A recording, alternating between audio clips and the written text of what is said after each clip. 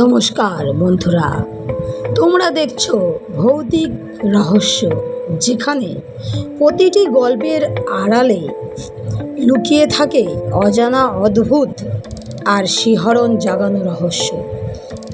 আজ আমরা নিয়ে এসেছি বাংলা সাহিত্যের এক অসাধারণ গল্প, নয়ন চাঁদ, যার স্রষ্টা বিখ্যাত সাহিত্যিক শীর্ষেন্দু মুখোপাধ্যায়।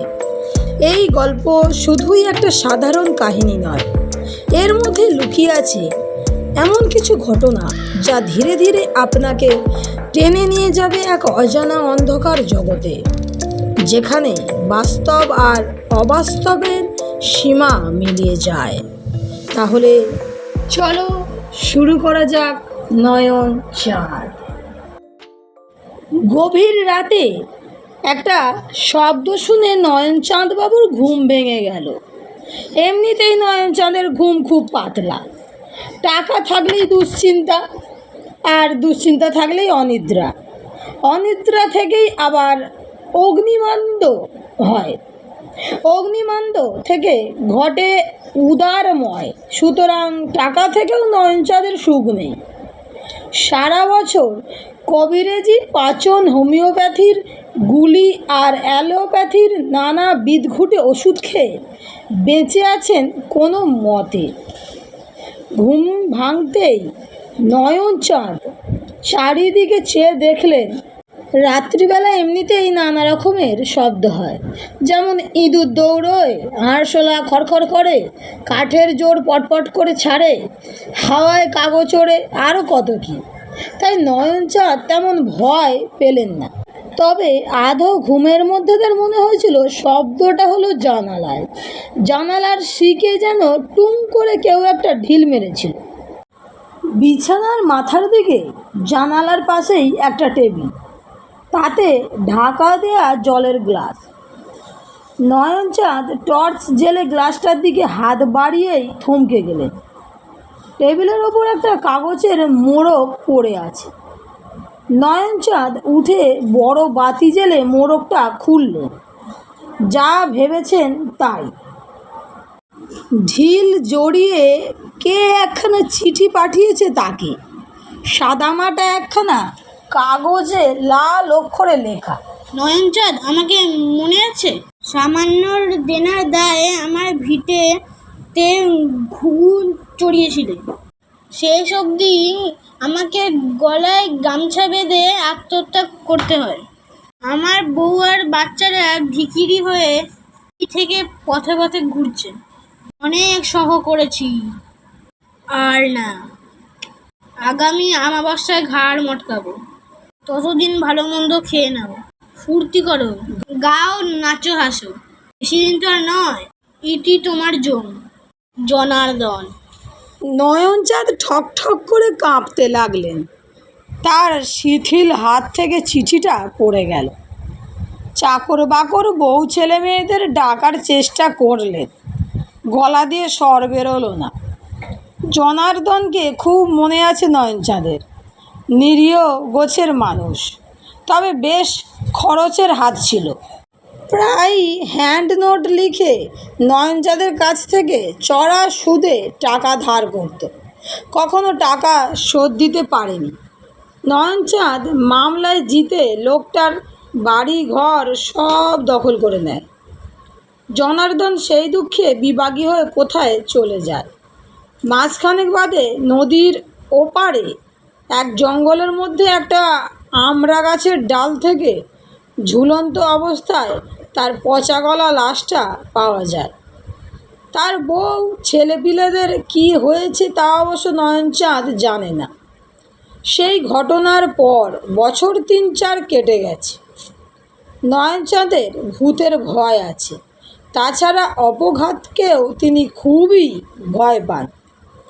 খানিকক্ষণ বাদে শরীরের কাঁপুনিটা একটু কমলে তিনি জল খেলেন এবং বাড়ির লোকজনকে ডাকলেন। রাতে আর কেউ ঘুমোতে পারল না। এই রহস্যময় চিঠি নিয়ে উত্তেজিত আলোচনা গবেষণা হতে লাগলো। পরদিন সকালে গোয়েন্দা বরদাচরণকে ডেকে পাঠানো হলো। গোয়েন্দা বরদাচরণ পাড়ারই লোক। বরদাচরণ লোকটা একটু অদ্ভুত। স্বাভাবিক নিয়মে কোনো কাজ করতে তিনি ভালোবাসতেন না। তার সব কাজেই একটা বৈশিষ্ট্য আছে। এই যেমন কোনো বাড়িতে গেলে তিনি কখনো সদর দরজা দিয়ে সেই বাড়িতে ঢুকবেন না, এমনকি খিড়কি দরজা দিয়েও না। তিনি হয় পাঁচিল টপকাবেন, নয়তো গাছ বেয়ে উঠে ছাদ বেয়ে নামবেন। এমনকি জানালা ভেঙেও তাকে ঢুকতে দেখা গেছে। নয়নচাঁদের বাড়িতে বড়দা ঢুকলেন টারজানের কায়দায়। বাড়ির কাছেই একটা মস্ত বটগাছ আছে। সেই বটের একটা ঝুড়ি ধরে কষে খানিকটা ঝুল খেয়ে বড়দা পাশের একটা জাম গাছের ডাল ধরলেন। সেটা থেকে লাফিয়ে পড়লেন একটা চালতা গাছে।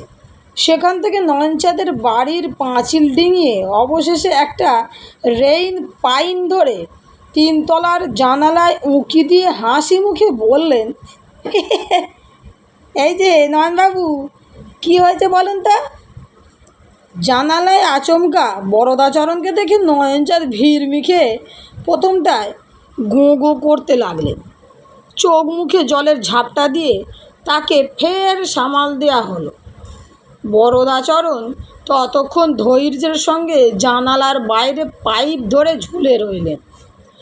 অবশেষে যখন ঘটনাটা বরদাচরণকে বলতে পারলেন নয়নচাঁদ, তখন বড়দা খুব গম্ভীর মুখে বললেন, তাহলে জানালাটাই এটা দিয়ে ঢিলে বাঁধা চিঠিটা ছোঁড়া হয়েছিল তো? হ্যাঁ বাবা বড়দা।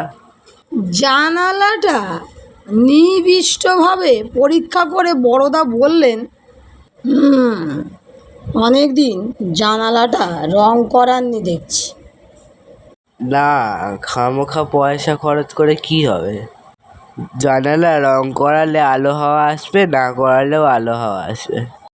ঝুটমুট খরচ করতে যাব কেন? কৃপণ নই বাবা, লোকে বাড়িয়ে বলে, তবে হিসেবই বলতে পারো। কাল রাতে আপনি কি খেয়েছিলেন? কেন বাবা বড়দা? রোজ যা খাই তাই খেয়েছি, 2 খায়া রুটি আর কুমড়োর ছেচকি। বরদাচরণ গম্ভীর হয়ে বললেন, আপনি খুবই কৃপণ, ভীষণ কৃপণ। না বাবা, কৃপণ নই, হিসেবই বলতে পারো। আমার ফিস কত জানেন? 500 টাকা, আর খরচপাতি যা লাগে। নয়নচাঁদ ফের ভিড়মি খেলেন। এবার জ্ঞান ফিরতে তার বেশ সময় লাগলো। বড়দা বিরক্ত হয়ে বললেন, কৃপণ বা হিসেবি বললে আপনাকে কিছুই বলা হয় না। আপনি যাচ্ছে তাই রকমের কৃপণ। বোধহয় পৃথিবীর সবচেয়ে কৃপণ লোক আপনি। নয়নচাঁদ মুখখানা বেজার করে বললেন, পাড়ার লোক হয়ে তুমি 500 টাকা চাইতে পারলে? তোমার ধর্মেশ হইল। আপনার প্রাণের দাম কি তার চেয়ে বেশি নয়? কিছু কমই হবে বাবা। হিসেব করে দেখেছি, আমার প্রাণের দাম 250 টাকার বেশি নয়। তবে আমি চললুম। ভিজিট বাবদ 20টা টাকা আমার বাড়িতে পাঠিয়ে দেবেন। নয়নচাঁদ আঁতকে উঠে বললেন, যেও না বাবা বড়দা, ওই 500 টাকাই দেবো খন। বরদাচরণ এবার পাইপ বেয়ে নেমে সিঁড়ি বেয়ে ঘরে এসে উঠলেন। হাত বাড়িয়ে বললেন, চিঠিটা দেখি। চিঠিটা নিয়ে খুঁটিয়ে সবটা পড়লে, কালিটা পরীক্ষা করলে, কাগজটা পরীক্ষা করলে। বন্ধুরা, আজকে গল্পটা এই পর্যন্তই। গল্পটা এখানেই শেষ নয়। এই গল্পের শেষ পর্ব নিয়ে খুব শীঘ্রই আমি আবার ফিরছি।